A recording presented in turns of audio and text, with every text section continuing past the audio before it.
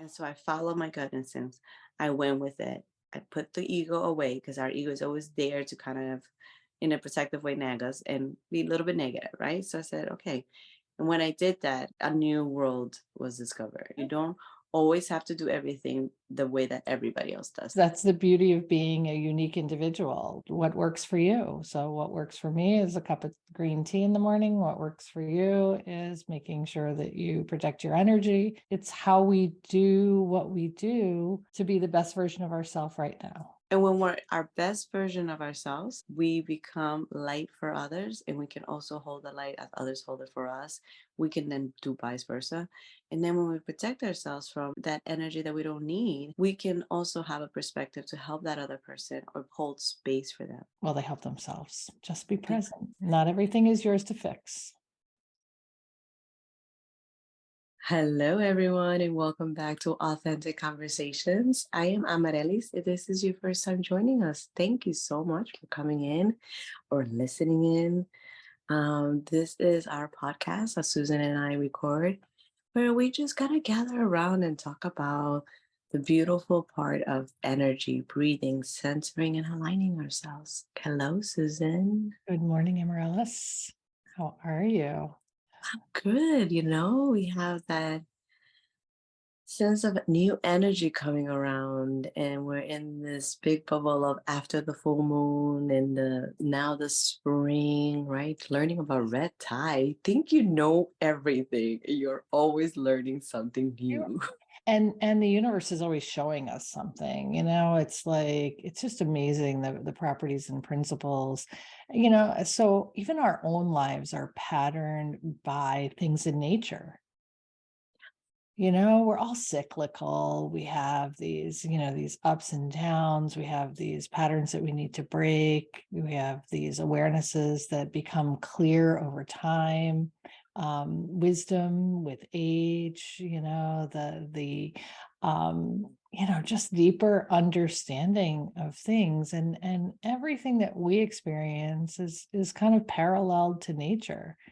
You think about the forest fire that actually regenerates new growth. So, as awful as it is to see something like that, really it's fertilizing, it's creating new fertile ground for new growth. So sometimes, as much as we hate to um, be in it, right? The chaos always precedes the transformation, the breakdown for the breakthrough, the challenges that create space or opportunity or new perspectives that give us new lives, new Yeah, I opportunities, mean, new we're in life. the burst of, springtime, planting the seed. We're nurturing it. We're thinking about new things. Some of us might be happy where we are, and our audience might be feeling a little bit tired. There's a time change. There's this time that it feels like you still need to slow down, even you where you are back home, we're not ready for that spring yet. It's snowing, so it's almost like a little bit more time. Take it easy. Let's get in, get some rest. Because after the full moon being so full, this full energy that you have to let go, that you're feeling it, you have to rest so that you can then regenerate and then go on to the new moon. Right. It's Right. Yeah.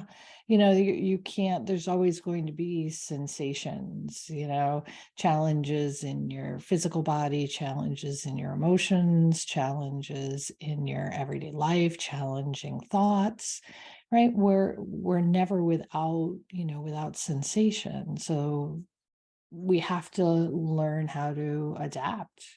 We have to learn how to read ourselves and know what's right for us.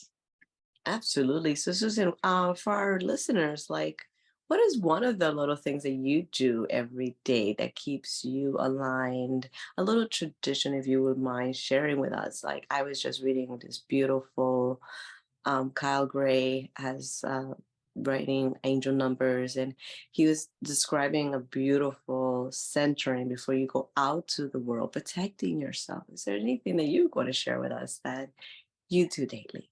I find that I wake up um, full of inspiration, right? Full of inspired thoughts. So I am constantly, whether I'm, typing the notes on my laptop or on my phone or on a piece of paper, whatever is nearby, the first thing I kind of do in the morning is brain dump, like what is it that has occurred to me in my subconscious or, in my overnight.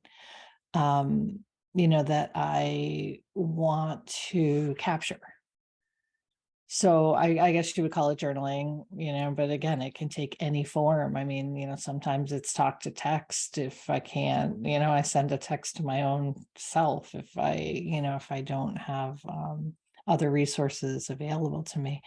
And then I really like to kind of find some sort of movement, even if it's just 5 or 10 minutes, like stretching, realigning. You talk about alignment, like realigning. So I guess I'm realigning my head by releasing, kind of what has occurred to me, kind of these sensations in my head. And then, of course, we get out of bed and you gotta like release the sensations in your body, you know. And then I don't know. I spend mornings are quiet. The TV doesn't go on. Sometimes I'll read, I'll have a cup of tea. Um, but the standard, is to like find some sort of movement and to jot down whatever I'm feeling inspired by. I love it. I wake up and I'm constantly right away trying to make sure I give thanks and be grateful Mm, for another day. Right before I get out of bed, I'm trying to be very conscious not to go onto the TikTok or Instagram because my phone is really next to me. And I love the morning ritual that you have. It reminds me of the artist way. I did this program, the 12-week program of rediscovering yourself as an artist, and how beautiful it is to have in your world. And she has a morning pages. You have to write 3 pages every morning, mm. just dumping whatever doesn't mean you don't have to think about it. You're just Doesn't have writing. to make sense and Oh, it doesn't have to belong it's anywhere. Yeah. yeah, it's great. So I constantly have tons of journals all over the place. And I love how you said, we don't have to limit ourselves that it has to always be a writing journal. It could be under your notes, it could be a voice memo, it could be a text that you send to yourself. I love sending myself text messages because it's so cool. It's such a great reminder.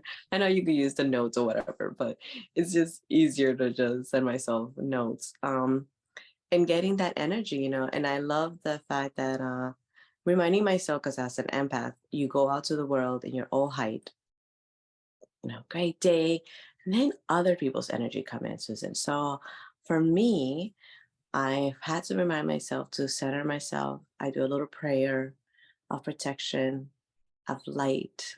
And so I do meditate in the morning and I meditate at night before going to bed. Is there anything that you want to share that you also do to for your? Because I know you also are a big empath and feel other people's energy. How do you keep that world, everything that's happening out there? I mean, I think it takes practice and it certainly always comes back to awareness. When I recognize I'm feeling some sort of way, I ask myself, you know, where does it feel like this is coming from? Is it coming from me or is it coming from something that I encountered? A conversation or, an exchange or a witness or and once I recognize whether it's mine, sometimes it is mine, and sometimes it's someone else's. I'll do the same thing. I send kind, loving energy either to myself or to whoever it is that I'm feeling some sort of way about, because that's really all we can do. It's not ours to interfere, but it's certainly ours to help support. So yeah, I'll ask myself, like, is this as a result? And I found that over practice, over time, I've shortened the duration. of how long I hold on to something before, before I want to know, and a lot of times because we cross parallel, right? We cross parallel lines. It's like, if it's theirs, it's really something that I need to see as well. So it's not always clear, is it mine or is it theirs? What part of it is, what part of theirs is bringing up what part of mine is more like it. So I use all of the exchanges to continue to work, to continue to work. You're Mm. always going to be sensational, and there is always going to be work to do. And things are always changing. So, those are your givens. You're never going to be free from looking, examining, awareness without judgment. Without judgment. But, a lot of times when people are growing through something, it's being shown to you for two reasons. One, because it may be something that you've already grown through and you can be a support to that person. So they're attracted to you because you've grown through that already, or are still growing through it. Because again, it's never done, growing through the next level of it, whatever it is. Or it's being shown to you because you're ignoring it. And it's something in you that needs deeper explanation, needs more exploration. Oh, I love the fact that, yeah, like today we just talked about red tie and I've heard of it. I just moved to a new area. I'm not close to the beach like where I grew up. So it's a whole other world in little things that you learn that, and even with homeschooling, like my kids, I'm reteaching them something about science. And I love how all of a sudden that lesson is so new and interesting to me because I'm listening to it in a different way. I am more aware, I can understand more too, because sometimes, we are being taught something and we're not understanding it. And we don't want, our We're ego not doesn't want to open say, to it. We're not open to it. yeah, Openness comes with awareness. yeah. But when you're a kid, you're tired, you think this is the most boring thing in the world. So right there, your mind is shut off. It's finding that, as teachers, I always give so much credit to teachers, and you yourself have been in the school system. You are with our children 8 hours of the day. That's a lot. It's a lot.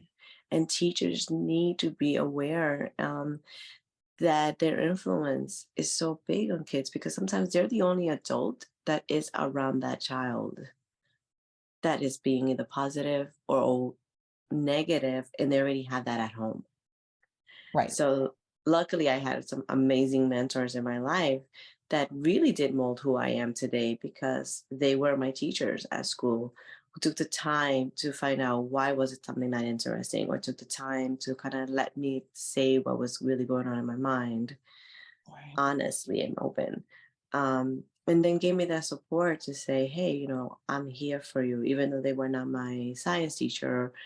Having that support as a mentor is so important because some kids don't have that.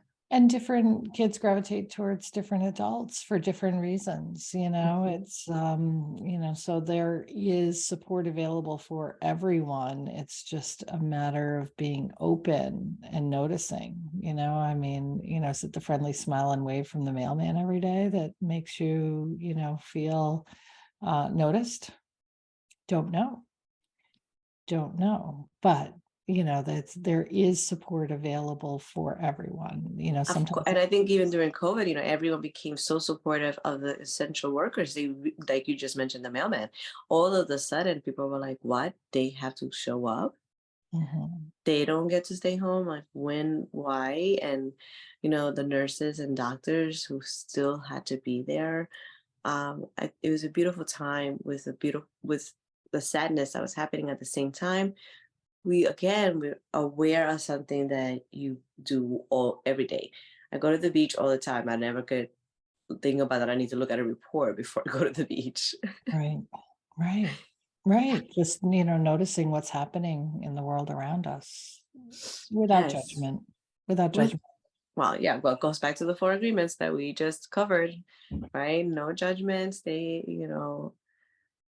truthful to who you are. And then if curiosity is there, asking the questions, not being ashamed that, oh, I'm this old, I should know what red tie is. You don't have to, we only know, we don't know what we don't know until it becomes introduced to us, and then it's something new for us to know. We can't know everything. Yeah. But that's the ego where it wants to protect you and it wants to make you feel like you are asking this question makes you look like you should know this. How dare you not know this? And for our audience, it's really be soft to yourself and Yes, loving. yes. And be inquisitive, be curious. Be curious, be inquisitive, ask the questions. If you want to know the answer, ask the questions. If you ask 10 people the same question, you're going to get 10 different answers. Then you can formulate your own. So don't be afraid to ask Oh questions. my God. And yeah, I asked Google what it was. I Googled it. It Mm. wasn't good enough until I talked to you and you explained it to me. And then it made way more sense. I was like, wow, nature is amazing. The cold water, warm water. Oh my God. It was explained in the way that then I can even understand it at a deeper level, not just textbook way. Right. Right. And sometimes textbook way is too clinical. You can't feel it.